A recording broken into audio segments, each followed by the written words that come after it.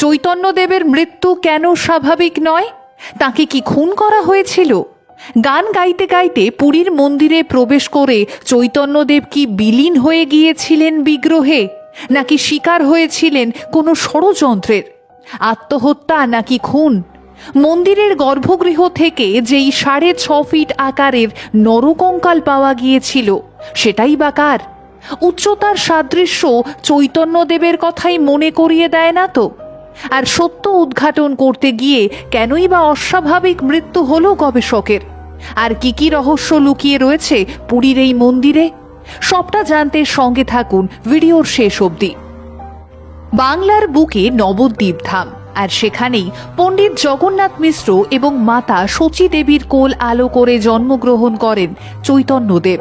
শাস্ত্র বলে চৈতন্যদেব ছিলেন ভগবান শ্রীকৃষ্ণের অবতার। তবে চৈতন্যের মৃত্যু আজও ভাবিয়ে তোলে ভক্ত থেকে বিজ্ঞানী সকলকেই। উঠে আসে একের পর এক তথ্য, উপচে পড়ে যুক্তি, দীর্ঘ সময় ধরে চলে বিতর্ক, আর দিনের শেষে কড়া নাড়ে মতান্তর। সাল 1533, 29 জুন, গান গাইতে গাইতে পুরীর মন্দিরে প্রবেশ করেন চৈতন্যদেব। এরপর দীর্ঘ সময় অতিবাহিত হয়, কিন্তু তিনি আর মন্দির থেকে বেরিয়ে আসেন না। তবে কি তিনি গর্ভগৃহে প্রবেশ করে বিলীন হয়ে গেলেন বিগ্রহে, নাকি শিকার হলেন কোনো ষড়যন্ত্রের? আত্মহত্যা করেননি তো, নাকি খুন? চৈতন্য মৃত্যুর পর একটা সময় এই সমস্ত প্রশ্ন নিয়েই তদন্তে নামেন বিশিষ্ট গবেষক ডক্টর জয়দেব মুখোপাধ্যায়।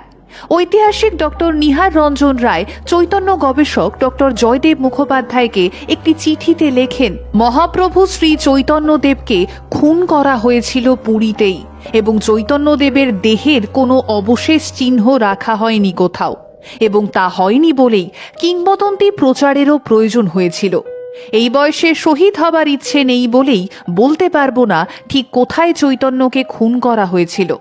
এরপর সময়ের সঙ্গে পাল্লা দিয়েই গবেষণা চালিয়ে যান ডক্টর জয়দেব মুখোপাধ্যায়।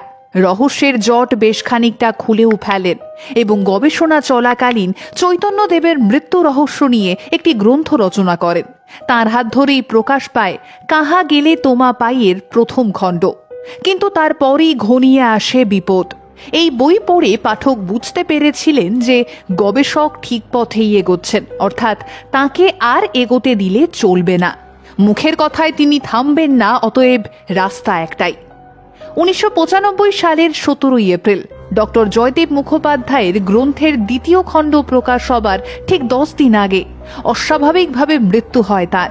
মৃত্যুর পর তার দেহ উদ্ধার করলে দেখা যায় তার হাত দুটো পেছনের দিকে বাঁধা। পরবর্তীতে বাংলার প্রখ্যাত ইতিহাসবিদ দীনেশ চন্দ্র সেন চৈতন্যকে নিয়ে লেখা তার বইতে প্রথম লেখেন যে মন্দিরের ভেতরেই শ্রী চৈতন্যকে খুন করা হয়েছে, এবং তারপর মন্দিরের ভেতরেই তার দেহ পুঁতে ফেলা হয়। প্রথমে মাটি খোঁড়া হয়, তারপর দেহ পুঁতে ফেলে সেই স্থানকে মাটি চাপা দিয়ে আগের মতো স্বাভাবিক অবস্থাতে আনা হয়। আর এই কাজ চলাকালীন দীর্ঘ সময় ধরে মন্দিরের দরজা বন্ধ থাকে। মন্দিরের ভেতরে প্রবেশ করতে দেওয়া হয় না আর কাউকেই। আর তাই অন্যান্য দিনের মতো সেদিন বেলা গড়ালেও মন্দিরের দরজা খোলা হয়নি। রাত তখন 8টা। তখন মন্দিরের দরজা খুলে দিয়ে পাণ্ডারা ভক্তদের জানান যে মহাপ্রভু স্বর্গে গমন করেছেন। লোচন দাস তাঁর চৈতন্য মঙ্গলে বলেন, প্রভু সেদিন গদাধরকে নিয়ে প্রবেশ করেছিলেন মন্দিরের গর্ভগৃহে, কিন্তু সেই গদাধরও অন্তর্হিত হন। তবে সত্যিই কি তাই? বৃন্দাবন দাস ঠাকুর তাঁর অপ্রকাশিত চৈতন্য ভগবতে বলেছেন, আচম্বিতে গদাধর হইল অন্তর্ধান।